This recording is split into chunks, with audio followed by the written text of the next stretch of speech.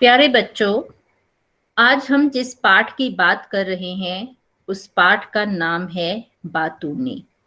बातूनी अर्थात बहुत अधिक बातें करने वाला, जो लगातार बोलता ही रहता है। तो इस पाठ में लेखक ऐसे ही एक व्यक्ति के बारे में बताते हैं जो उनको मिलता है, परंतु वो इतना अधिक बोलता है कि सभी लोग उससे कतराने लगते हैं। प्रथम पैराग्राफ में देखेंगे, आदमी सुभिता खोजने में मारा जाता है। आप ध्यान से देखेंगे, आपकी बुक में ही सभी अर्थ जो हैं साथ साथ नीचे दिए गए हैं। सुभिता अर्थात सुविधा या सहूलियत, कि हम कैसे अपने काम को आसान करें, कैसे उसके लिए सरलता से उस काम को करें, उसको खोजने में ही हमें बहुत कठिनाई होती है। मारा जाता है अर्थात बहुत समय हमारा व्यतीत हो जाता है। एक शाम की बात कर रहे हैं लेखक कि अगर वह खुद स्वयं लिफाफा पोस्ट ऑफिस में छोड़ देते तो वह कष्ट उनको ना होता जो वो उस समय से भुगत रहे हैं। किस समय से? जब उन्होंने सोचा कि वो लिफाफा अर्थात चिट्ठी जो है वो पोस्ट ऑफिस में डाल देंगे। उस शाम उनको एक लिफाफा छोड़ना था, पोस्ट करना था। जब वो बाहर निकले, पोस्ट ऑफिस बंद होने का समय हो रहा था। सामने से उनको एक सज्जन अर्थात एक व्यक्ति जो है वो आते हुए दिखाई देते हैं, और साथ ही लेखक कह रहे हैं कि बाद में वो उनसे इतने परेशान हो जाते हैं कि वह उन्हें सज्जन कहना छोड़ देते हैं। एक व्यक्ति उनको साइकिल पर जाते हुए दिखाई देते हैं, तो वो उनको रोककर उनसे कहते हैं कि आप जरा ये लिफाफा, इस कागज को उसमें रख कर पता लिख कर डाक में छोड़ दीजिएगा। उनसे एक प्रार्थना करते हैं। वो व्यक्ति आगे से सहर्ष अर्थात खुशी से, बस उनके ये सहर्ष ने लेखक के मन का हर्ष जो है, उनकी खुशी जो है वो छीन लेते हैं। कैसे? दूसरे दिन जब वो सज्जन दिखाई देते हैं तो लेखक उनसे पूछते हैं कि क्या उन्होंने चिट्ठी डाल दी थी। अब देखिए कि वो व्यक्ति जो हैं, जो सज्जन व्यक्ति हैं, वो कैसे उसका उत्तर देते हैं, कि इतना लंबा उत्तर देते हैं कि लेखक वो उत्तर सुनते सुनते परेशान हो जाते हैं। कहते हैं कि जी साहब, मैंने आपकी चिट्ठी टिकट लगाकर पता लिखकर पोस्ट ऑफिस के लाल लेटर बॉक्स में डाल दी थी। बस इससे ज्यादा तो नहीं हो सकता, परंतु वो उसकी एक एक छोटी छोटी डिटेल जो है, जो उसका विस्तार है, वो भी लेखक को बताने लगते हैं। कैसे? देखिए, अगले पैराग्राफ में बताया गया है कि मैं पोस्ट ऑफिस पहुंचा साहब, देखता हूं कि पोस्ट ऑफिस बंद हो चुका है। अब वो परेशान हो जाते हैं और वो बता रहे हैं कि मैं कहूं कि करूं तो क्या करूं, कि आपकी चिट्ठी तो इतनी जरूरी है जिसे पोस्ट ऑफिस में डालना है। आपने पहली बार मुझे कोई काम बताया था जिसे मुझे करना था। अगर वह काम पूरा ना होता तो मैं आपको क्या मुंह दिखाता। मैं आपकी सेवा का कोई मौका जो है, कोई अवसर जो है, उसको छोड़ना नहीं चाहता था। फिर चाहे आकाश टूटे या पृथ्वी फट पड़े, ये कहावत बोली जाती है कि चाहे उसके लिए कितनी भी कठिनाइयां जो हैं वो उठानी पड़े, आकाश टूट जाए और पृथ्वी फट पड़े, इसका अर्थ है कि कितनी भी कठिनाई क्यों ना उठानी पड़े, पर मैं आपका लिफाफा जरूर डालूंगा। तो साहब, मैं बाहर निकलता हूं। अब मैं कहूं कि जाऊं तो जाऊं कहां। इतने में मेरी नजर साहनी मेडिकल स्टोर पर पड़ती है। केमिस्ट की दुकान जो है, मेडिकल स्टोर है, वहां पर साहनी जो व्यक्ति का नाम है वो बैठे हुए थे। मैं वहां जाता हूं। साहनी मेरा कई सालों से दोस्त है, कि पुराना मित्र है। आप नहीं जानते, उसके फादर मेरे फादर के बड़े अच्छे दोस्त थे। बाद में उसके फादर को एक दिन दिल का दौरा पड़ा। ये सब आजकल दिल की बीमारी का भी बड़ा फैशन चल पड़ा है। तो मैंने कहा, यार साहनी, लिफाफा दे।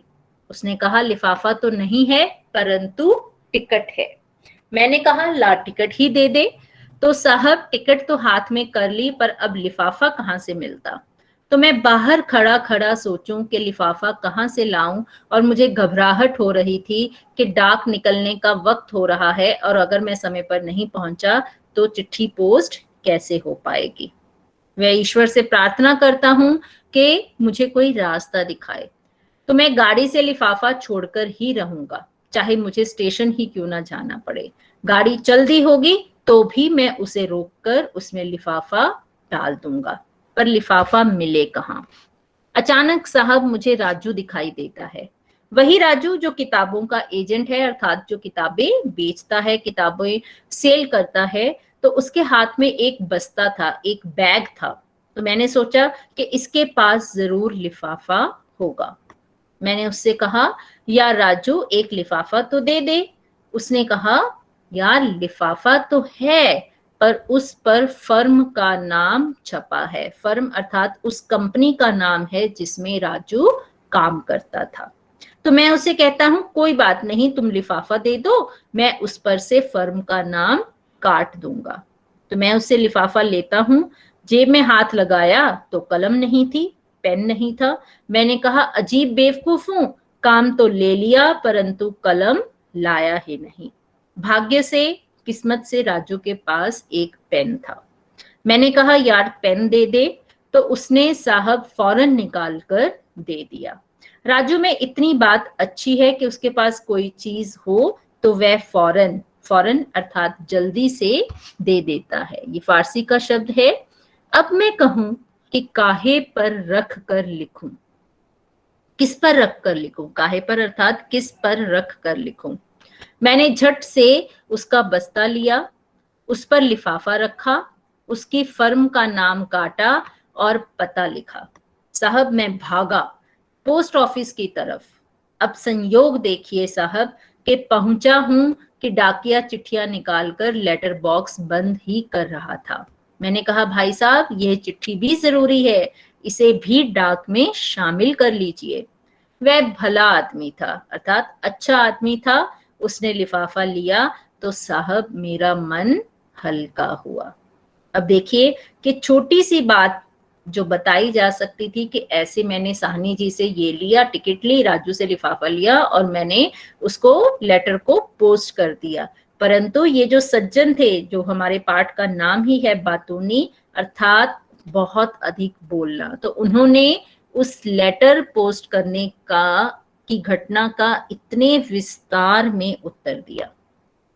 ये तो फिर आगे से भी क्या कहते हैं उनको कि मैंने तो बहुत संक्षेप में, लेखक बता रहे हैं कि लिखा है, परंतु उन्होंने उस लेखक का आधा घंटा इस विवरण में, इस बताने में, घटना को बताने में निकाल दिया। तो लेखक कहते हैं कि मैंने कसम खाई कि कभी इनसे कोई काम नहीं करवाऊंगा, मगर जितना पाप कर चुका था, अर्थात जो उनसे फेवर ले चुके थे, उसका फल तो भुगतना ही था। कैसे कि मेरा काम करके उन्होंने मेरे ऊपर हमेशा के लिए अधिकार जमा लिया था। कैसे कि रास्ते में ही उनका घर पड़ता था, जैसे ही लेखक निकलते उन्हें दिख जाते तो वे बहुत खुश होकर उनसे पूछते, कहाँ जा रहे हैं।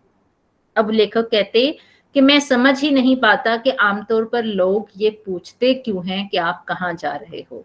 वे क्या पुलिस के आदमी हैं या खुफिया विभाग के हैं या चाचा हैं या कोई रिश्तेदार हैं जो हर वक्त ये पूछते रहते हैं कि तुम कहाँ जा रहे हो। ये असल में आदमी को रोक कर बात करने की भूमिका है कि जबरदस्ती एक व्यक्ति काम पर जा रहा है, हम उसे सीधा नमस्ते हेलो करके भी छोड़ सकते हैं, परंतु जिनको बात करने की लत लग जाती है वो रोककर बात करने की भूमिका बनाते हैं कि कैसे बात को शुरू किया जाए। तो सीधा सवाल क्या पूछा जाता है, कहाँ जा रहे हो, और क्या जवाब है, कहीं नहीं, ऐसे ही। मगर लोग पूछते ही हैं और लोग जवाब देते ही हैं। क्यों ऐसे ही क्यों कहते हैं? क्योंकि कई बार ऐसा होता है कि हम कहीं ऐसी जगह पर जा रहे हैं जो हम बताना नहीं चाहते हैं। तो लेखक कहते हैं कि मैं जब रुक जाता और कहता, यूं ही जरा सिविल सर्जन से मिलने जा रहा हूं, सिविल सर्जन जो हॉस्पिटल में, अस्पताल में काम करते हैं, तो बस वे मुझे पकड़ लेते। अच्छा, डॉक्टर गुप्ता से? वो तो हमारे चाचा के बड़े अच्छे दोस्त थे, नागपुर में पास पास बंगला था, हमारे घर आते तो मुझे गोद में लेकर खिलाते थे, मिलते हैं तो कहते हैं, क्यों बेटा भूल गए, घर नहीं आते हो। तो इस तरह लेखक बताते हैं कि अगर उनके मुंह से कोई शब्द निकल जाता जहां पता चल जाता कि कहाँ जा रहे हैं, किसके पास, तो वो उस व्यक्ति के बारे में या स्थान के बारे में ही बताना आरंभ हो जाते थे। वे 10-15 मिनट तक डॉक्टर गुप्ता से ही अपने पारिवारिक संबंधों के बारे में चर्चा करते रहते थे।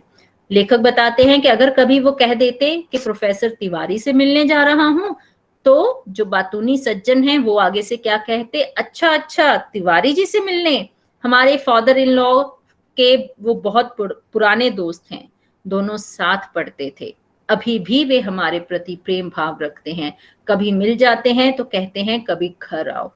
अर्थात लेखक कहते हैं कि वो किसी का भी नाम लेते वह उनके चाचा, मामा, ससुर या पिता का दोस्त ही निकल आता और वो 10-15 मिनट उसके संबंधों के बारे में ही बताते रहते।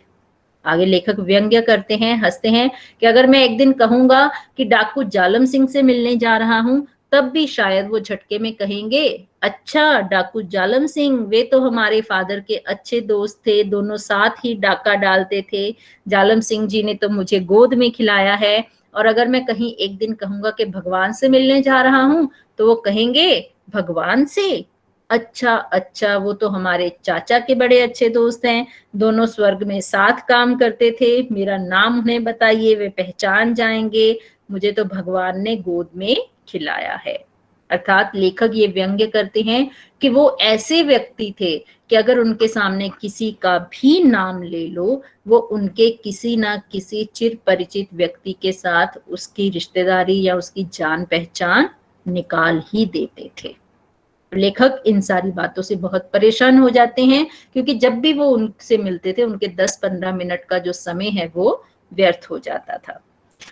अब अपनी ये हालत है, लेखक बता रहे हैं कि उस रास्ते को छोड़कर, अर्थात जिस रास्ते पर सज्जन व्यक्ति का घर है, जो रास्ता उनको आसान है कहीं जाने के लिए, वो छोड़कर वो करीब आधा मील का चक्कर लगाकर अर्थात घूम कर जाते हैं कि कहीं सज्जन पुरुष जो है वो उनको मिल ना जाए। एक दिन वे बाजार में मिल गए, कहने लगे, आजकल आप दिखाई नहीं देते। तो लेखक कहते हैं, मैंने उत्तर दिया कि बाहर निकलता ही नहीं, घर में ही रहता हूं। तो आगे से वो कहते हैं कि अच्छा, तो फिर घर पर ही दर्शन दे दीजिएगा। मैं कहकर फंस गया। अगर वे घर पर दर्शन करने आ पहुंचे तो घंटों बैठेंगे। सोच विचार के बाद ये तय किया कि मैं फिर उनके घर के सामने से निकलना शुरू कर दूं, वहीं दर्शन दे दूं, ताकि वे घर पर दर्शन करने ना आ पहुंचे। दर्शन करना अर्थात मिलने ना आ सके। तो उन सज्जन से मुझे डर लगता है, वे मुझे दूर से देखते हैं तो चेहरा खिल उठता है, मैं कांप जाता हूं। वे घंटे भर से कम में नहीं छोड़ते। उनके चेहरे पर वही भाव होता है जो सुरसा के मुख पर हनुमान को देखकर आया था। सुरसा एक राक्षसनी का नाम है, आपको कहानी पता ही होगी। रामायण में भी इस समय हनुमान जी का भी जैसे सीरियल भी आ रहा है, उसमें भी वो बता रहे हैं। तो उनके लिए कि जैसे ही उनको हनुमान को देखकर उनका मुंह खिल जाता है कि उनको भोजन मिल रहा है, और वो कहती हैं कि आज सुरन मोहि दीन आहारा, कि आज देवताओं ने मुझे भोजन प्रदान किया है। तो ये सज्जन भी किसी परिचित को देखकर मन ही मन कहते होंगे कि आज सुरन मोहि दीन आहारा, अर्थात कि उनको बात करने के लिए कोई व्यक्ति मिल गया है, अर्थात लगातार बोलना बताना उनका भोजन है, उसके बिना उनका गुजारा नहीं है। वे पास आकर हाथ पकड़ लेंगे और एक पांव से आपका पांव दबा लेंगे और मुंह मिलाकर घंटे भर बकते जाएंगे, अर्थात बोलते ही रहेंगे। और हम तो राह देख रहे हैं कि कोई कर्नल जिम कॉर्बेट पैदा होगा जो उनसे हमारी रक्षा करेगा। तो इस पाठ में लेखक ये बताते हैं कि बातूनी जो है, जो बोलने वाले व्यक्ति हैं, वो कई बार कैसे किसी की परेशानी का कारण भी बन जाते हैं। बात करना, मिलना, प्यार से बात करना महत्वपूर्ण है, परंतु हमें ये भी याद रखना चाहिए कि कहीं सामने वाले के पास कम समय है और हम बोलते जा रहे हैं तो उसको बुरा भी लग सकता है। तो यही हमारी कहानी है जो लेखक हरिशंकर परसाई जी